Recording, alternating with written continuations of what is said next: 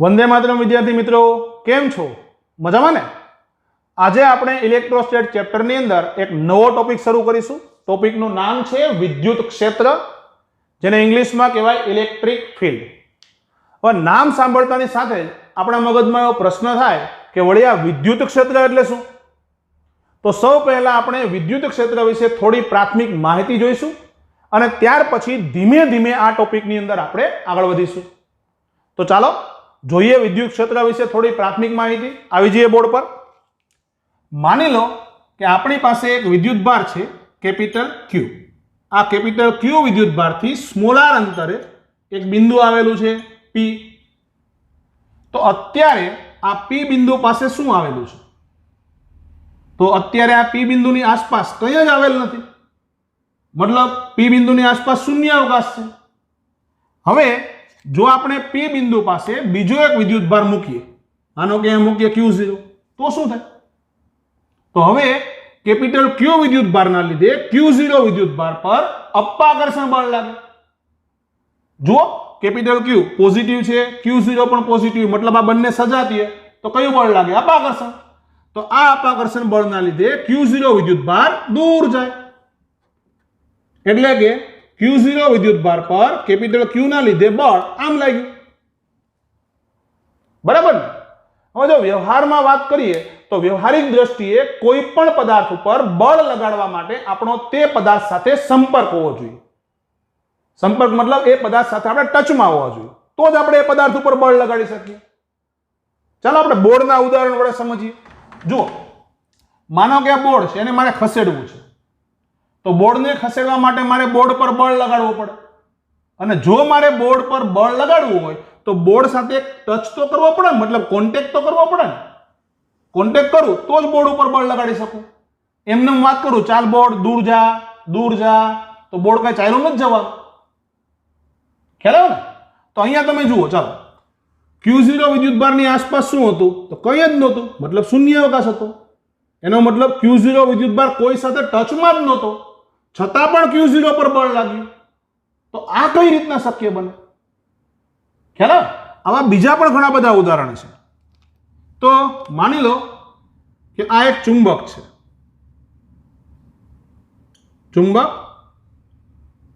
ચુંબકથી સ્મોલાર જેટલા અંતરે એક બિંદુ આવેલું છે પી। તો અત્યારે આ પી બિંદુ પાસે શું છે?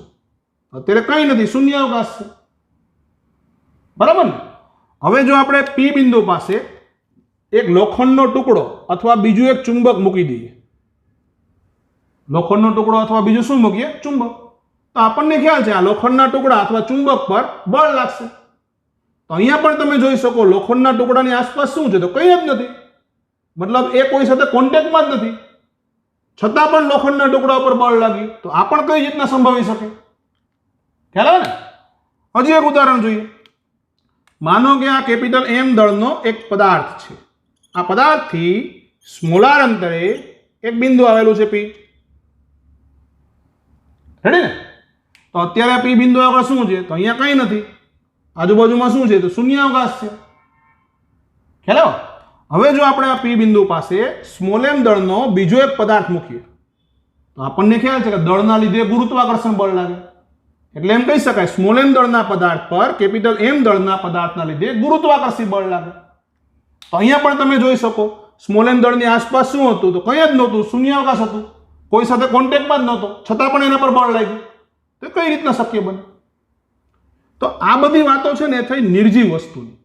જ્યારે આપણે સજીવો ઉપર આવીએ, ચાલો સજીવોમાં પણ આવું જોવા મળે। કોઈ પણ સજીવ હોય, પછી એ માણસ હોય કે પ્રાણી હોય, એની અસર આજુબાજુમાં પડતી હોય। માનો કે આ કોઈ સજીવ છે, એનાથી આર અંતરે એક બિંદુ આવ્યું છે પી, તો આ પી બિંદુ પાસે આ સજીવની અસર વર્તાતી હોય। એ કઈ રીતના? તો ઉદાહરણો આપણે જોઈએ। માનો કે આપણે સ્કૂલની અંદર મસ્તી કરતા હોય, બરાબર, અને અચાનક પ્રિન્સિપલ આવે, તો આપણે શું કરીએ? ડાયા ડમરા થઈ જઈએ, બુક ખોલીને વાંચવા માંડીએ, હોશિયાર સ્ટુડન્ટ છે એવો ડોળ કરવા માંડીએ। ખ્યાલ આવે નથી તમારે? તો આ શું થયું કે પ્રિન્સિપલની અસર આપણા ઉપર પડી। પ્રિન્સિપલ દૂર હોય, મતલબ એની કેબિનમાં બેઠેલા હોય, તો આપણા પર અસર ઓછી હોય, પણ નજીક આવે તો અસર વધે। ખ્યાલ આવ્યો? એટલે અમુક અંતર સુધી એની અસર પડે. આવી રીતે ઘરે આપણે તોફાન મસ્તી કરતા હોઈએ અને અચાનક પપ્પા આવે તો આપણે શું કરીએ? તો પોતાનું કામ કરવા માંડીએ. ખ્યાલ આવે ને તમારે? તો એનો મતલબ શું થયો? પપ્પાની અસર આપણા ઉપર પડી. આવી રીતે વ્યવહારમાં પણ તમે ઘણીવાર અનુભવ્યું હશે કે અમુક વ્યક્તિ તમારી બાજુમાં આવે ને તો તમને મજા આવે, અંદરથી હેપી ફીલ થાવ. અમુક વ્યક્તિ તમારી બાજુમાં તમને એમ થાય આ ક્યાં આવ્યો? ખ્યાલ પડે કે નહીં તમારે? તો આ બધી વસ્તુઓ શું દર્શાવે કે એ વ્યક્તિની અસર આપણા ઉપર પડે.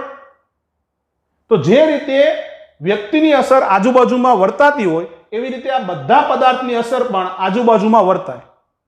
તો પદાર્થોની તેની આસપાસ જે અસર છે એને કહેવાય ક્ષેત્ર. ફરીવાર, પદાર્થની તેની આસપાસ જે અસર હોય ને એ અસરને કહેવાય ક્ષેત્ર. તો વિદ્યુતભારની તેની આસપાસ જે અસર હોય એને કહેવાય વિદ્યુત ક્ષેત્ર. ચુંબકની તેની આસપાસ જે અસર હોય એને કહેવાય ચુંબકીય ક્ષેત્ર. અને દળની તેની આસપાસ જે અસર હોય એને કહેવાય દળ ક્ષેત્ર અથવા ગુરુત્વાકર્ષી ક્ષેત્ર. અને સજીવની તેની આસપાસ જે અસર હોય એને કહેવાય ઓરા. બરાબર? અને ઓરા છે એ પ્રેમ, લાગણી, ગુસ્સો આ બધાને વ્યક્ત કરે. કોઈ વ્યક્તિ ગુસ્સામાં હોય તો આપણે બાજુમાં જઈએ તો આપણને ખ્યાલ આવી જાય કે એ વ્યક્તિ ગુસ્સામાં છે. એ વ્યક્તિ કંઈ બોલે નહીં તો પણ ખ્યાલ આવી જાય. ખ્યાલ? તો આ ઓરા વ્યક્ત કરે. હવે આપણે એ વાત કરવાની છે વિદ્યુત ક્ષેત્રની. તો આવી જાય પાછા મેઇન ટોપિક ઉપર. માની લો કે કેપિટલ ક્યુ વિદ્યુતભારની અસર પી બિંદુ પાસે કેટલી છે એ મારે શોધવી છે. મતલબ કેપિટલ ક્યુ વિદ્યુતભારના લીધે પી બિંદુ પાસે કેટલું વિદ્યુત ક્ષેત્ર છે એ શોધવું છે. રેડી ને? તો મારે શું કરવું પડે? તો સિમ્પલ છે. શું કરીએ? પી બિંદુ પાસે એક વિદ્યુતભાર મૂકી દઈએ. જો પી બિંદુ પાસે મૂકેલા વિદ્યુતભાર પર ઓછું બળ લાગે તો એનો મિનિંગ એવો કે કેપિટલ ક્યુ ની પી પાસે અસર ઓછી છે અને પી પાસે મૂકેલા વિદ્યુતભાર પર વધારે બળ લાગે તો એનો મતલબ એવો થયો કે ક્યુ ની પી પાસે અસર વધારે છે. સિમ્પલ ને? તો શું કરવું જોઈએ ફરીવાર કે પી બિંદુ પાસે કેપિટલ ક્યુ ની અસર આપણે જાણવી હોય તો પી બિંદુ પાસે એક વિદ્યુતભાર મૂકવો પડે. એટલે કે પી બિંદુ પાસે વિદ્યુત ક્ષેત્ર શોધવા માટે મારે ત્યાં એક વિદ્યુતભાર મૂકવો પડે. તો આ જે વિદ્યુતભાર છે ને એને પરીક્ષણ વિદ્યુતભાર કહેવાય. પરીક્ષણ વિદ્યુતભાર શું કામ આવે? તો કોઈ પણ બિંદુ પાસે વિદ્યુત ક્ષેત્ર શોધવા માટે પરીક્ષણ વિદ્યુતભારનો ઉપયોગ થાય. બરાબર? હવે જે વિદ્યુતભાર વિદ્યુત ક્ષેત્ર ઉત્પન્ન કરે એને સોર્સ અથવા સ્ત્રોત વિદ્યુતભાર કહેવાય. સોર્સ ચાર્જ અથવા સ્ત્રોત વિદ્યુતભાર. રેડી? તો અહીંયા કોના વડે વિદ્યુત ક્ષેત્ર ઉત્પન્ન થાય છે? પી બિંદુ આગળ વિદ્યુત ક્ષેત્ર કોના વડે છે? તો કેપિટલ ક્યુ વડે. તો કેપિટલ ક્યુ ને સોર્સ વિદ્યુતભાર અથવા સ્ત્રોત વિદ્યુતભાર તરીકે ઓળખવામાં આવે. ક્લિયર? હવે તમને એવું થાય કે પરીક્ષણ વિદ્યુતભાર છે એ આપણે કેટલો લેવો? તો વ્યવહારની અંદર આ પરીક્ષણ વિદ્યુતભાર બને એટલો નાનો લેવાય. એવું કેમ? કે જો પરીક્ષણ વિદ્યુતભાર આપણે મોટો લઈ લઈએ તો એની અસર એટલી બધી હોય કે જેના લીધે આ કેપિટલ ક્યુ ની અસર દબાઈ જાય, એટલે ઉદ્ગમની અસર જ દબાઈ જાય. હેલો? આથી આ પરીક્ષણ વિદ્યુતભારનું મૂલ્ય બને એટલું કેવું લેવામાં આવે? નાનું. જો આપણે સ્ટાન્ડર્ડ રીતે જોઈએ તો આ પરીક્ષણ વિદ્યુતભારનું મૂલ્ય +1 કુલમ લેવામાં આવે, મતલબ એકમ ધન વિદ્યુતભાર. રેડી? હવે આપણને ખ્યાલ આવી ગયો કે કોઈ પણ બિંદુ આગળ વિદ્યુત ક્ષેત્ર શોધવું હોય તો ત્યાં પરીક્ષણ વિદ્યુતભાર મૂકી અને એના ઉપર બળ ગણવું પડે. પરીક્ષણ વિદ્યુતભાર મતલબ એકમ ધન વિદ્યુતભાર મૂકી અને એના ઉપર બળ ગણવું પડે. તેનો મતલબ પી બિંદુ પાસે વિદ્યુત ક્ષેત્ર એટલે એકમ ધન વિદ્યુતભાર પર લાગતું બળ. બરાબર? આ એની સાદી વ્યાખ્યા છે. તો વિદ્યુત ક્ષેત્ર એટલે એકમ ધન વિદ્યુતભાર પર લાગતું કુલમ બળ, એને કહેવાય વિદ્યુત ક્ષેત્ર. બરાબર? હવે વ્યાખ્યામાં જે વસ્તુ એકમ હોય ને એ આપણે ક્યાં લેવાની હોય? છેદમાં. અહીંયા શું એકમ છે? તો Q0 એકમ છે. તો બળ અંશમાં અને Q0 ક્યાં આવે? છેદમાં. આ થઈ ગયું તમારે વિદ્યુત ક્ષેત્ર. ખ્યાલ આવે ને તમારે? તો આ બળ છે કોના વડે કોના પર બળ છે? તો Q0 પર Q વડે, એટલે પરીક્ષણ વિદ્યુતભાર પર સ્ત્રોત વિદ્યુતભાર વડે. ખ્યાલ આવે ને? તો એ વસ્તુ જો અહીંયા લખેલી છે Q0 પર Q વડે બળ છેદમાં Q0, એટલે પરીક્ષણ વિદ્યુતભાર પર લાગતું બળ છેદમાં પરીક્ષણ વિદ્યુતભાર. આ સૂત્ર થઈ ગયું. સિમ્પલ. તો આ વિદ્યુત ક્ષેત્રનો સિમ્બોલ છે E. અને વિદ્યુત ક્ષેત્રનો એકમ લખવા જઈએ તો બળનો એકમ ન્યૂટન, Q0 નો એકમ કુલમ, ન્યૂટન પ્રતિ કુલમ આ લખ્યું અહીંયા. અને એનો બીજો એકમ છે વોલ્ટ પ્રતિ મીટર, જે આપણે આગળ જોશું. ખ્યાલ આવે? આગળ વાંચીએ કે વિદ્યુત ક્ષેત્ર ઉત્પન્ન કરતા વિદ્યુત ભારને સ્ત્રોત વિદ્યુત ભાર અથવા સોર્સ ચાર્જ અને વિદ્યુત ક્ષેત્રનું મૂલ્ય નક્કી કરવા વપરાતા વિદ્યુત ભારને પરીક્ષણ વિદ્યુત ભાર અથવા ટેસ્ટ ચાર્જ કહેવાય. હવે Q0 બને એટલો નાનો લેવાય, જેથી Q0 ના લીધે સ્ત્રોત પર અસર ઓછી થાય. આ ક્લિયર થયું? આગળ વધીએ. ચાલો, હવે તમને એમ થાય કે આ P બિંદુ આગળ વિદ્યુત ક્ષેત્ર નક્કી કરવાથી આપણને શું ફાયદો? આપણે શું કામ P બિંદુ આગળ વિદ્યુત ક્ષેત્ર નક્કી કરવું જોઈએ? ચાલો જોઈએ. માનો કે મને એવી ખબર પડી કે P પાસે વિદ્યુત ક્ષેત્ર 5 ન્યૂટન પર કુલમ છે. તો વિદ્યુત ક્ષેત્રનો મીનિંગ શું થાય? તો એકમ ધન વિદ્યુત ભાર પર લાગતું બળ. તો અહીંયા વિદ્યુત ક્ષેત્ર 5 ન્યૂટન પર કુલમ હોય ને, એનો મતલબ એવો થયો P પાસે આપણે એકમ ધન વિદ્યુત ભાર મૂકીએ ને તો એના પર 5 ન્યૂટન પર કુલમનું બળ લાગે. બરાબર ને? જો અહીંયા એકમ ધન મૂકો તો 5 ન્યૂટન બળ લાગે. તો પછી 2 કુલમ વિદ્યુત ભાર મૂકો તો અહીંયા 5 ગુણ્યા 2 એટલે 10 ન્યૂટનનું બળ લાગે. અહીંયા 3 કુલમ વિદ્યુત ભાર મૂકો તો 5 ગુણ્યા 3 એટલે 15 ન્યૂટનનું બળ લાગે. અહીંયા 4 કુલમ વિદ્યુત ભાર મૂકો તો 5 ગુણ્યા 4 એટલે 20 ન્યૂટનનું બળ લાગે. સમજ પડે કે નહીં? એટલે એકવાર આ બિંદુ આગળ વિદ્યુત ક્ષેત્ર નક્કી થઈ જાય પછી ત્યાં જુદા જુદા વિદ્યુત ભાર મૂકીએ તો એના પર કેટલું બળ લાગશે એ આપણે સાદા ગુણાકારની મદદથી કહી શકીએ. ખ્યાલ આવ્યો? એટલે વિદ્યુત ક્ષેત્ર વ્યાખ્યાયિત કરવાની જરૂરિયાત શું એ નીચે લખી જો અહીંયા કે એકવાર કોઈ બિંદુ આગળ વિદ્યુત ક્ષેત્ર નક્કી થઈ જાય પછી તે બિંદુ પર જુદા જુદા વિદ્યુત ભાર મૂકતા તેના પર કેટલું બળ લાગશે તે સરળતાથી કહી શકાય. એટલા માટે વિદ્યુત ક્ષેત્ર વ્યાખ્યાયિત કરે. ક્લિયર? ચાલો ફરીવાર આપણે આવીએ. માનો કે કોઈ વિદ્યુત ભાર વડે P બિંદુ પાસે વિદ્યુત ક્ષેત્ર નક્કી કરવું છે. તો આપણે શું કરવું પડે કે જે બિંદુ પાસે વિદ્યુત ક્ષેત્ર નક્કી કરવું હોય ને એ બિંદુ પર પરીક્ષણ વિદ્યુત ભાર મૂકવો પડે. શું મૂકવું પડે? પરીક્ષણ વિદ્યુત ભાર. અને પછી જોવાનું કે પરીક્ષણ વિદ્યુત ભાર પર સોર્સ વિદ્યુત ભાર વડે કેટલું બળ લાગે છે. હેલો? અને એ જે બળ મળ્યું એને પરીક્ષણ વિદ્યુત ભારના મૂલ્ય વડે ભાગી નાખવાનું. આ એની થિયોરેટિકલ મેથડ છે. ફરી એકવાર વાત કરું. ચાલો, મારે P બિંદુ પાસે વિદ્યુત ક્ષેત્ર શોધવું છે તો મારે શું કરાય? તો P બિંદુ પાસે પરીક્ષણ વિદ્યુત ભાર મુકાય અને આ પરીક્ષણ વિદ્યુત ભાર પર સોર્સ વિદ્યુત ભારના લીધે કેટલું બળ લાગે એ ગણી લેવાય. એટલે આ ગણી લેવાય. પછી હવે આ જે બળ મળ્યું એને પરીક્ષણ વિદ્યુત ભાર વડે ભાગી નાખો એટલે Q0 વડે ભાગી નાખો એટલે વિદ્યુત ક્ષેત્ર થઈ ગયું. રેડી ને? ચલો આવી જઈએ. તો એ જ વસ્તુ પાછી આપણે અહીંયા જોઈએ. માનો કે મારે કેપિટલ Q વિદ્યુત ભાર વડે તેનાથી સ્મોલાર અંતરે આવેલા P બિંદુ પાસે વિદ્યુત ક્ષેત્ર શોધવું છે. તો મારે P બિંદુ પાસે પરીક્ષણ વિદ્યુત ભાર મૂકવો પડે અને પરીક્ષણ વિદ્યુત ભાર તરીકે +1 કુલમ લેવાય. પછી આ પરીક્ષણ વિદ્યુત ભાર પર સોર્સ વિદ્યુત ભારના લીધે લાગતું કુલમ બળ મેળવાય. કોના પર કોના વડે? તો પરીક્ષણ વિદ્યુત ભાર એટલે Q0 પર કેપિટલ Q વડે. અને પછી એ જે બળ મળે એને Q0 વડે ભાગી નાખાય. એટલે આ થઈ ગયું વિદ્યુત ક્ષેત્ર. સદિશ તરીકે સંબંધ દર્શાવ્યો. ખબર પડી? ચાલો આગળ વધીએ.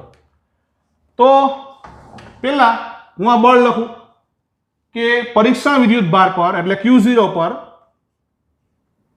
સોર્સ વિદ્યુત ભારના લીધે એટલે Q વડે જે બળ લાગ્યું એ બળ લખું કે Q0 કેપિટલ Q અપોન બંને વચ્ચેનો અંતર એટલે અંતર.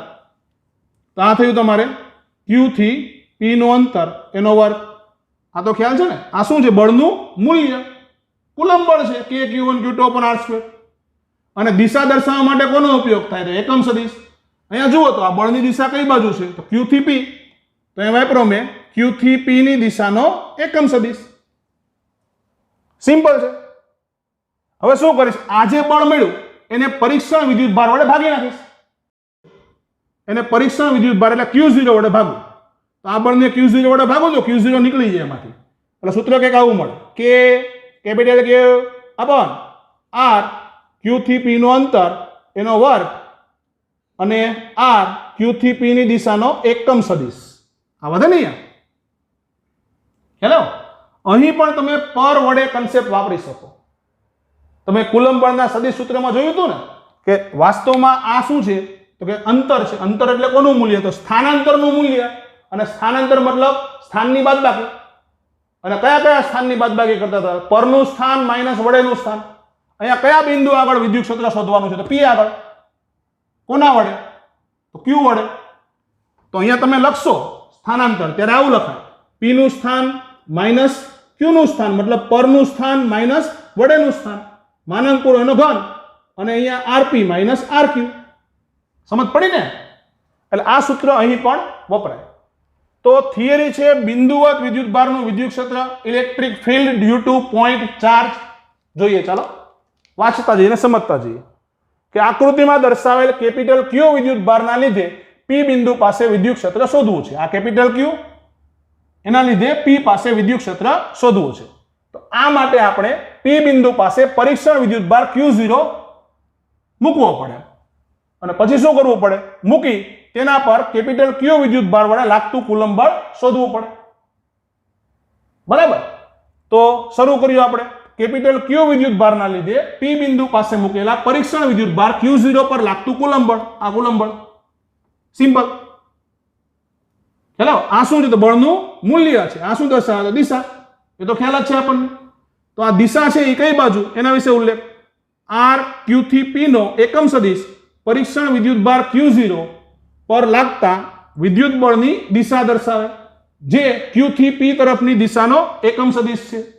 આગળ વાંચો P બિંદુ પર Q વડે વિદ્યુત ક્ષેત્ર એટલે P પાસે આવેલા એકમ ધન વિદ્યુતભાર પર Q ના લીધે લાગતું વિદ્યુત બળ એટલે આ સૂત્ર અહીંયાથી આવ્યું છે આ સદિશ સ્વરૂપે લખ્યું મેં અહીંયા એટલે મતલબ કરવાનું શું હોય છે તમારે તો પરીક્ષણ વિદ્યુતભાર પર સોર્સ વિદ્યુતભારના લીધે લાગતું બળ કાઢી અને Q0 વડે એટલે ભાગી નાખો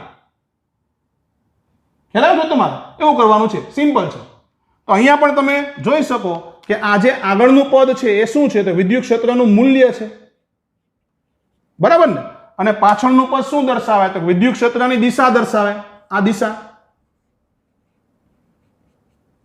અને સદિશ સ્વરૂપની જ્યારે વાત કરતા હોય ત્યારે વિદ્યુત ભારો સંજ્ઞા સાથે લખાય એટલે Q છે એ કોની સાથે તો સંજ્ઞાની સાથે લખવો પડે ત્યાં અને હવે કન્સેપ્ટ વાપરો પર વડે એ પણ આપણને ખ્યાલ પડી જાય ચલો એક પ્રેક્ટિસ કરી લઈએ આવી જઈએ બોર્ડ પર ચાલો શું કહે છે તો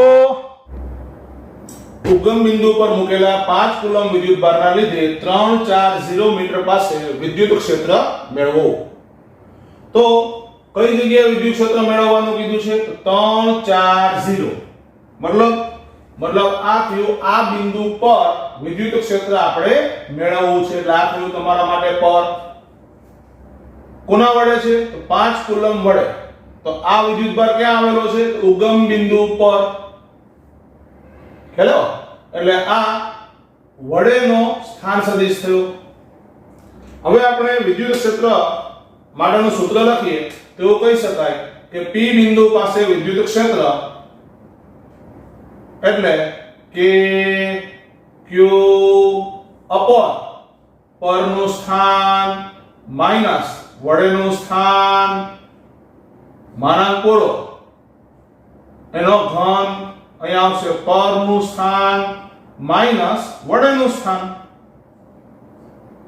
આ કૌંસ હવે આગળ વધીએ k ની કિંમત મૂકીએ તો k ની કિંમત થાય 9 ગુણ્યા 10 ની 9 Q 5 કુલમ વિદ્યુતભાર વડે છે એટલે 5 અપોન પરનું સ્થાન તો પરનું સ્થાન કયા બિંદુ પર વિદ્યુત ક્ષેત્ર શોધવાનું છે તો 3 4 0 કોના વડે તો 5 કુલમ વડે 5 કુલમ ક્યાં આવ્યો છે ઉગમ બિંદુ પર 0 0 0 માનાંક પૂરો એનો ઘન પાછું પરનું સ્થાન એટલે 3 4 0 માઈનસ વડેનું સ્થાન એટલે 0 0 0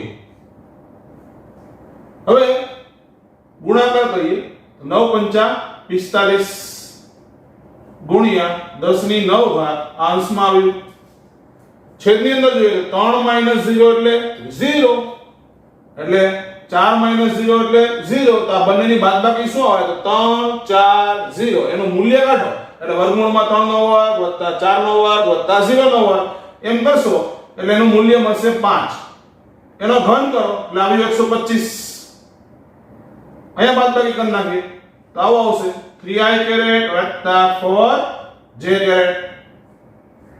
તો આ રહી ગયું તમારે P બિંદુ પાસે વિદ્યુત ક્ષેત્ર ન્યૂટન પર કુલમ એકમ સાથે. ચાલો હવે આગળ વધીએ. હવે માની લો કે તમારે ઘણા બધા વિદ્યુત ભારો વડે કોઈ એક બિંદુ પાસે વિદ્યુત ક્ષેત્ર શોધવું છે. કોના વડે? તો ઘણા બધા વિદ્યુત ભાર છે. તો આવી જઈએ બોર્ડ પર.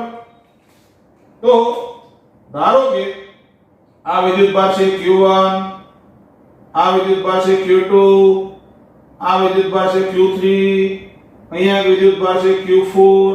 આવી રીતે ઘણા બધા વિદ્યુત ભાર છે.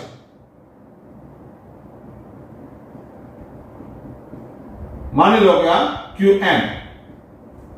તો આ બધા વિદ્યુત ભારોના લીધે કોઈ એક બિંદુ, માનો કે આ P, તો P પાસે વિદ્યુત ક્ષેત્ર શોધવું છે. તો મારે શું કરવું પડે?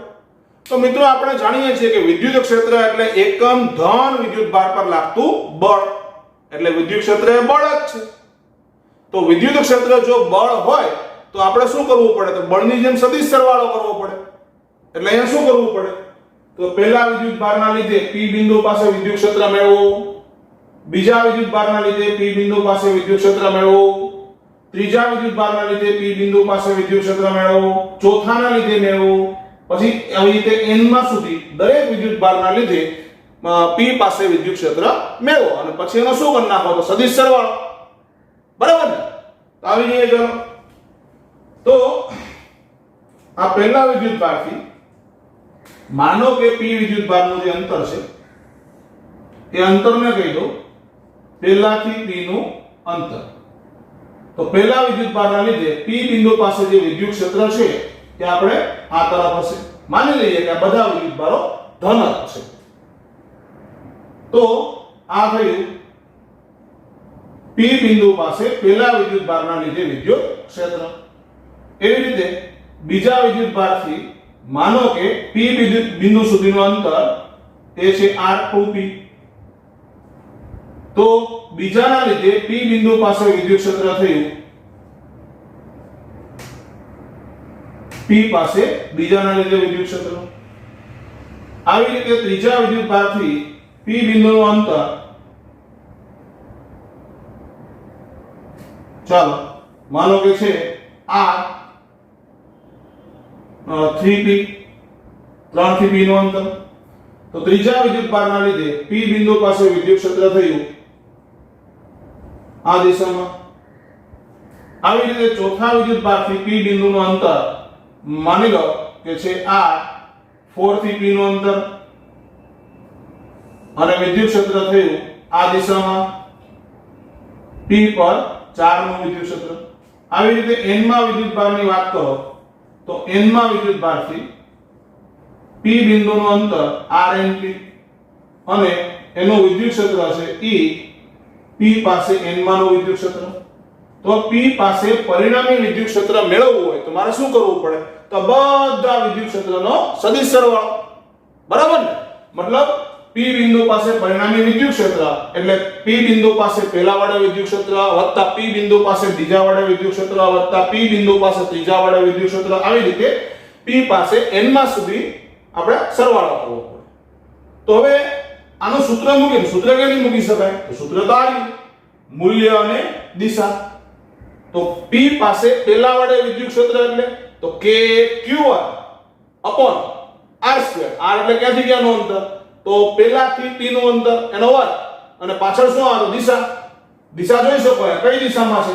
તો પહેલા વડે P પાસે વિદ્યુત ક્ષેત્ર છે એ પહેલાથી P ની દિશામાં છે તો એ દિશા લખાય. આવી જઈએ બોર્ડ પર. શું કહીજો? k q1 upon r1 થી P નું અંતર એનો વર્ગ અને r1 થી P ની દિશા માટે એકમ સદિશ. એવી રીતે આ બીજા વડે, એવી રીતે વ્યાપક રીતે છેલ્લે n માં વડે. તો બધા સૂત્રની અંદર k કોમન છે, કોમન કાઢી લીધો અને આ સૂત્રને આપણે સાંકેતિક રીતે નામ દર્શાવીએ. સિમ્પલ છે ને? હા, અહીંયા તમારે Q1 Q2 Q3 એટલે આ Q ની કિંમત 1 થી શરૂ કરી અને n સુધી હશે તો I બરાબર 1 to n, અને આ 1 થી p નો એકમ સદિશ હતો, 2 થી p નો એકમ સદિશ, 3 થી p નો, એટલે આ ip દર્શાવ્યો અને RIP કરે.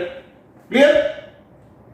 તો આ થયું તમારે વિદ્યુત ક્ષેત્ર કોના વડે? તો વિદ્યુત ભારોના તંત્ર વડે. શું કહી છે જરા વાંચી લઈએ આપણે.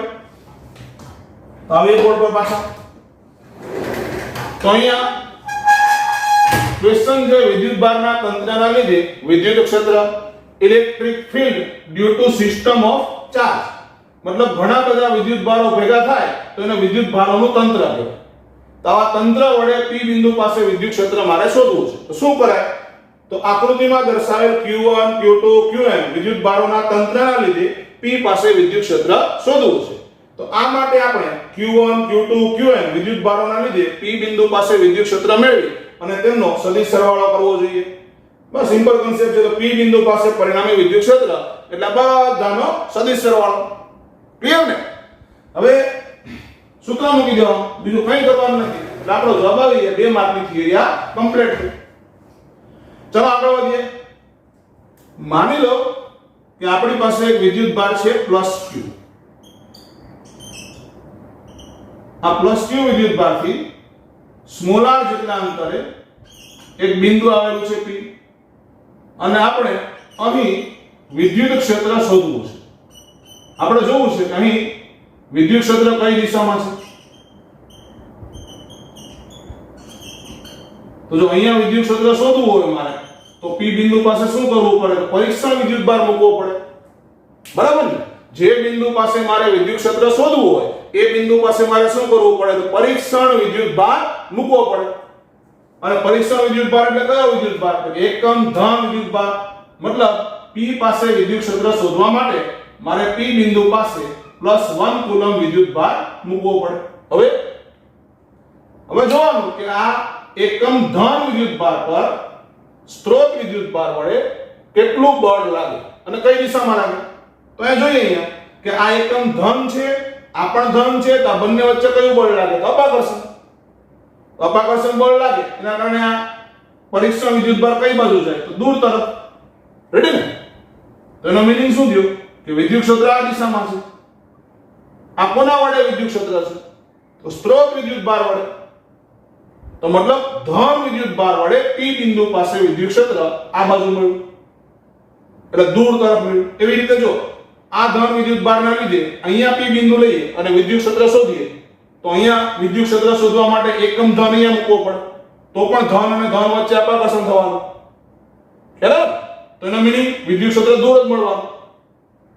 રેડી ને? તો આવી રીતે કોઈ પણ ધન વિદ્યુત ભાર છે એનું વિદ્યુત ક્ષેત્ર આપણે દોરવા માંગીએ તો કઈ રીતના દોરાય?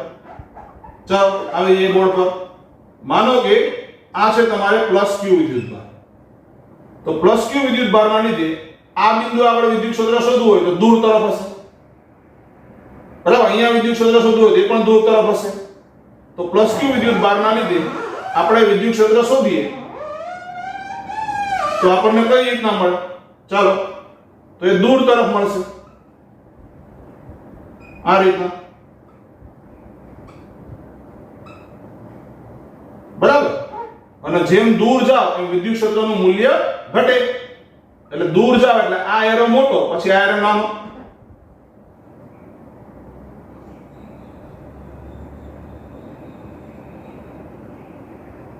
જાઓ કઈ આ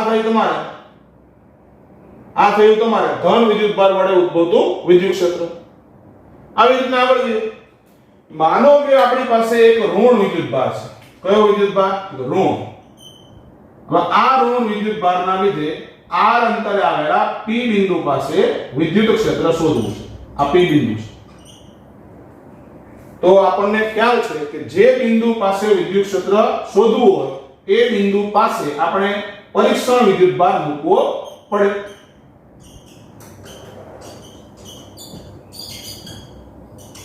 બરાબર? અહીંયા P બિંદુ પાસે વિદ્યુત ક્ષેત્ર શોધવું હોય P બિંદુ પાસે શું મૂકવો પડે? પરીક્ષણ વિદ્યુત ભાર. અને પરીક્ષણ વિદ્યુત ભાર તરીકે કોણ લેવામાં આવે? તો એકમ ધન વિદ્યુત ભાર. અને આ જો તમારે +1 કુલમ. હવે શું કરવાનું? તો આ +1 કુલમ પર બરાબર આ માઈનસ વડે લાગતું બળ જુઓ તો +1 કુલમ પર આ ઋણ વિદ્યુત ભાર વડે કઈ બાજુ બળ લાગે આકર્ષી બળ મતલબ નજીક લાગે તેનો મતલબ કે આ ઋણ વિદ્યુત ભારનું અહીંયા વિદ્યુત ક્ષેત્ર એ અંદર તરફ હશે લાગે વિદ્યુત ક્ષેત્ર એવી રીતે જો આ ઋણ વિદ્યુત ભારના લીધે અહીંયા વિદ્યુત ક્ષેત્ર શોધવું હોય તો અહીંયા એકમ ધન મૂકો અહીંયા એકમ ધન મૂકો તો વિદ્યુત ક્ષેત્ર ક્યાં મળ્યું નજીક તરફ શું કન્સેપ્ટ છે કે ધન વિદ્યુત ભારનું વિદ્યુત ક્ષેત્ર બહાર તરફ હોય જો બહાર તરફ હોય એ રીતના અને ઋણ વિદ્યુત ભારનું વિદ્યુત ક્ષેત્ર અંદર તરફ હોય બરાબર માની લો કે આ -q વિદ્યુત ભાર છે હવે એનું વિદ્યુત ક્ષેત્ર દોરવું હોય તો અહીંયા એકમ ધન મૂકો તો એ આકર્ષે મતલબ અંદર તરફ બળ લાગે અહીંયા જે બળ લાગશે એ અંદર તરફ એટલે એરા ક્યાં આવશે બધા અંદર આ રીતના અને જેમ દૂર જાઓ એમ વિદ્યુત ક્ષેત્રનું મૂલ્ય ઘટે એટલે તમે એવું કહી શકો કે સદિશનું મૂલ્ય એની લંબાઈ પરથી નક્કી થાય તો પછી જેમ દૂર જાઓ એમ જ્યાં તીર છે એની લંબાઈ કેવી કરી નાખવાની ઓછી તો આ થયું તમારે ઋણ વિદ્યુત ભારનું વિદ્યુત ક્ષેત્ર ક્લિયર કોનું વિદ્યુત ક્ષેત્ર તો ઋણ વિદ્યુત ભારનું વિદ્યુત ક્ષેત્ર એ ત્રિજ્યાવર્તી અંદરની દિશામાં હોય અને ધન વિદ્યુત ભારનું વિદ્યુત ક્ષેત્ર ત્રિજ્યાવર્તી બહારની દિશામાં હોય ક્લિયર